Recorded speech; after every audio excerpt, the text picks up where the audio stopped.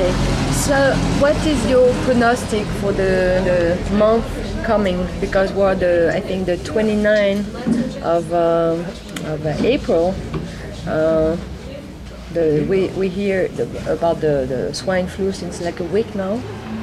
What do you think is going to happen next?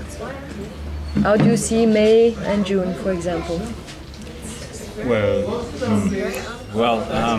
as far as worldwide events, I think that it's going to take quite a while for this to get rolling. If it is going to turn into something quite spectacular, like the avian bird flu happened in Southeast Asia.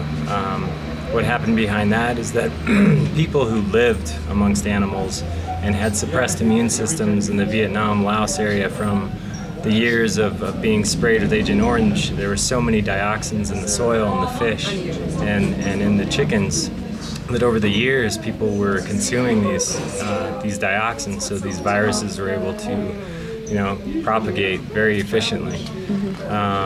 And so with the swine flu, it all depends on how fast it can spread.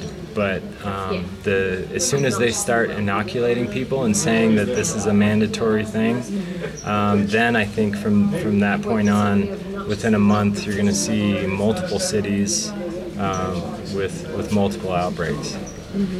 It has been mentioned by Janet Napolitano 2 days ago. Today we're April 28th, and she mentioned that this virus is going to get much, much worse. And I always look at mainstream news to figure out what they're really planning. I don't take this news seriously. I have my own alternative sources according to what speaks to me.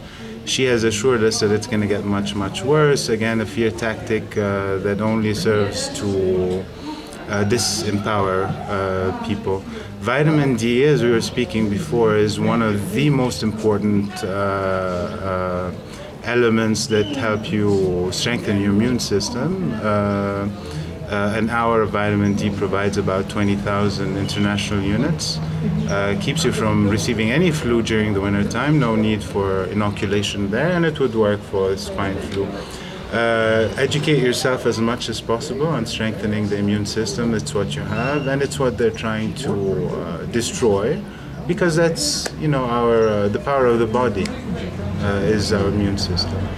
And for now, we're number 4 of their scale of.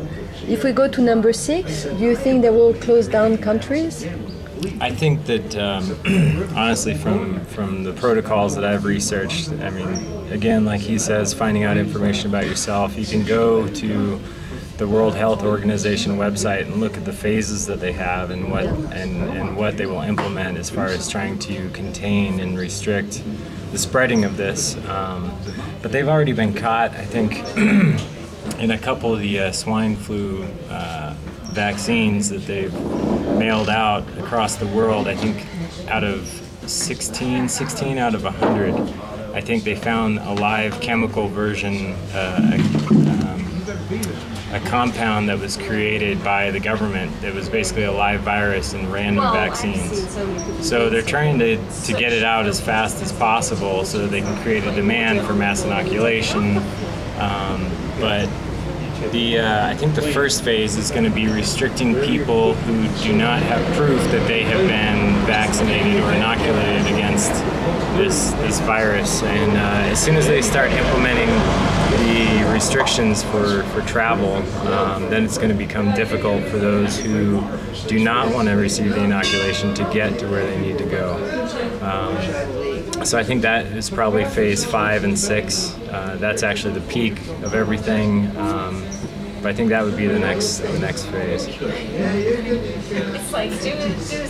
So there won't be much tourism in Vilcabamba in the few next months. I think it's much more residency than it is tourism. A lot of people are going to flock from the West, United States and Europe in particular, as hunger and riots will eventually take place after the collapse of the US dollar.